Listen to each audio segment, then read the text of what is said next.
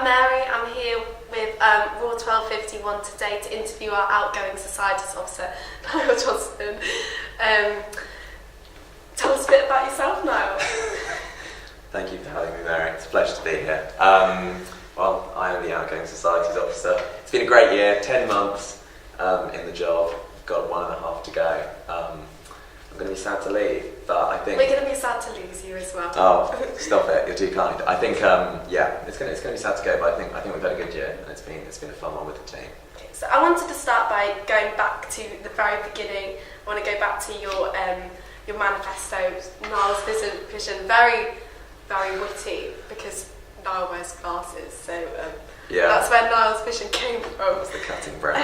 It's really space in the market. I had a look at your manifesto this morning just to remind myself. I did vote for you back in the day, but I can't remember. I couldn't remember, so I had a look. That undermines your position as an interviewer. And I wanted, I wanted to ask, what did you feel were sort of the easiest things on your manifesto to fulfil, and that you managed to do, and what were the most difficult and unachievable things? Because obviously before you're on the sabbatical team, you don't know the ins and outs of everything that's going on, so some things are harder to do than others. I think I found at the end everything on my manifesto was quite tricky, which I suppose is the issue with being like a student. You're very idealistic and you come at it with sort of a fresh pair of eyes, but I suppose. Yeah, well, exactly. I think multi-year Socs Fed is the one thing that I really, really wanted to do, and I know will be able to happen. It's just been a bit of a tricky ride in terms of the processes that need to go on, and the SU has also been sorting out the finance side of the organisation, and it's doing fantastically now. But I think that change needed to happen. But I'm very confident that that will be able to come in next year, because it'll just make membership of society so much easier. And I think Liam next year, along with Bao, is planning on introducing a similar thing with sports, and I think it would make perfect sense for both of them to come in at the same time, because they're essentially the same system.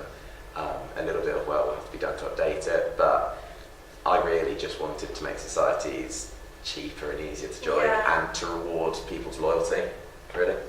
It's definitely more inclusive when you can pay less money. And everyone has the right to be part of society.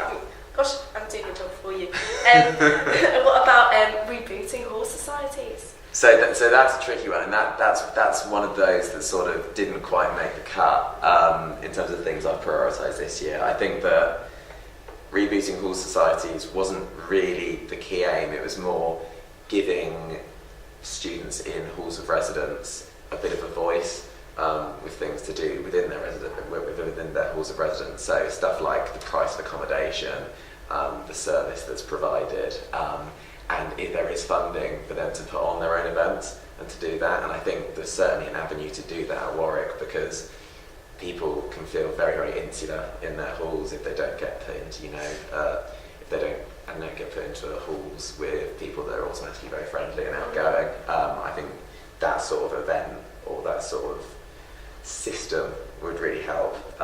But it's a long way off, because it'll be a massive culture shift at Warwick. You see it out of the universities like Loughborough, and it works very successfully.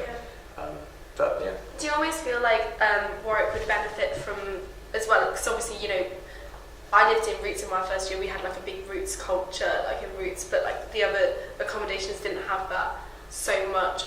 Do you think it would almost benefit from having like colleges? Yeah, I mean, Warwick is quite individual, so I don't think a college system would necessarily work. I think certain halls have identities. Roots is like the most clear identity. It's the party halls, like it's the most sociable. And I think all of the halls have their own caricatures that I won't go into in this interview. But I think it's more about bringing people together and giving the options when they first come to uni to actually meet people outside of what might be just their kitchen or just their corridor. So what about week 0? Week 0. Zero extravaganza, as you put it. The week 0 extravaganza, or welcome week, as it is now known. Yes, the university are very, very touchy when you call it week 0.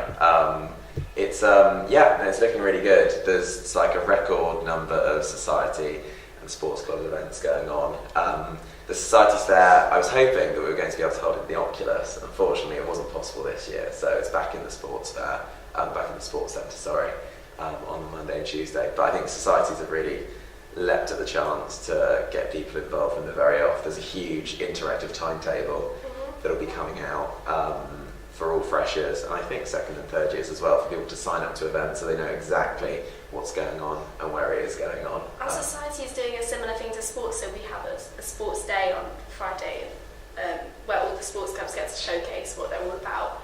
So no, that's not, because I suppose there's so many societies and so varied. We didn't want to limit them in that way. I think it works very effectively for sports clubs because people have a better idea, I think, already of what they want to do, and it's a nice chance for them to showcase. And I know for sports it's a little bit different as well, because they'll have the sports fair and then they'll also have trials and so on and so forth. So it's a nice chance to have a taste of it. But I think for societies it's just about like running as many events as you can, and like, you know, if they're all on one day, you very much struggle to get to more than one. How did you feel the society's fairs went this year?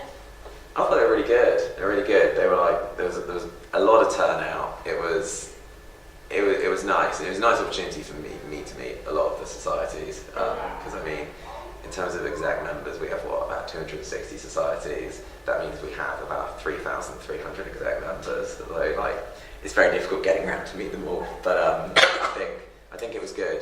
You know, I remember a special shout out to ASOC, who like cooked the most lovely samosas. I just kept eating. They kept me going after pop. After pop.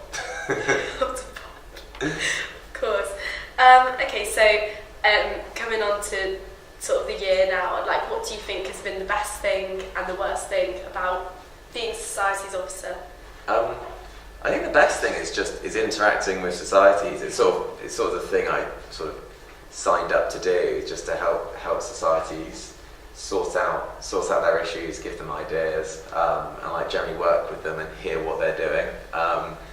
I generally find it very satisfying, like, when society comes to me with an issue, trying to work out how to fix it, and there has been a real varied bunch of things. Have there been any issues that made you think, oh my gosh, I never thought that would happen? Yeah, no, definitely. No, you'd be so surprised, and I suppose it's because for the very first time, all of these people are like taking on these huge leadership roles. They're leading societies, some of which have 1,000 members, and it's their job to like essentially be the leader of like a mini little company, almost, the scale of what people do. I mean, that's been the most fulfilling, like when you like see people develop as well throughout the year and like really go on to achieve what they want. I think that's definitely the best bit of the job.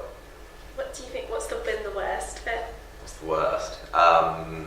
Probably having to work with Liam Jackson. Yes. has been the worst, and I do worry about the team next year under his leadership. But having said that, he can be okay sometimes when he's had enough sleep. Okay. So as well as what's your favourite thing? What do you think, like, just personally, what is the biggest achievement that you've had this year?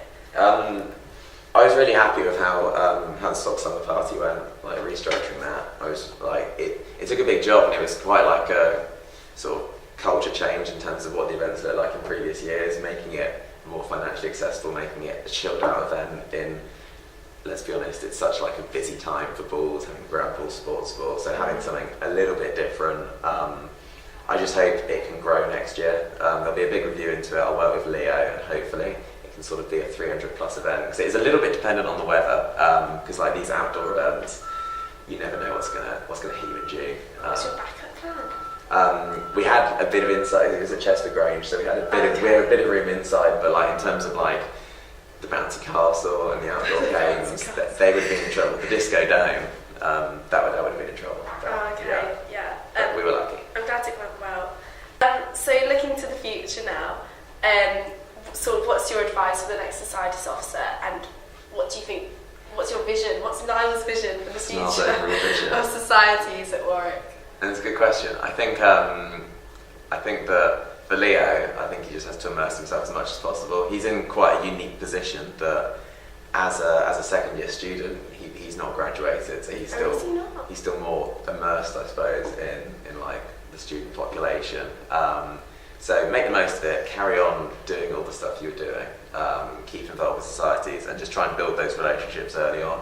I think there's an awful lot to be done in terms of restructuring societies, making them easy to join financially, making them a bit cheaper, getting that multi-year deal, and also reallocating how budgets work, because there's an awful lot of financial support that the SU can give societies, but at the minute people are just at crossed wires because people don't really know the best ways to go about it. So I think making that clearer, if it is possible, but I think getting as many people involved in societies is, that's the overall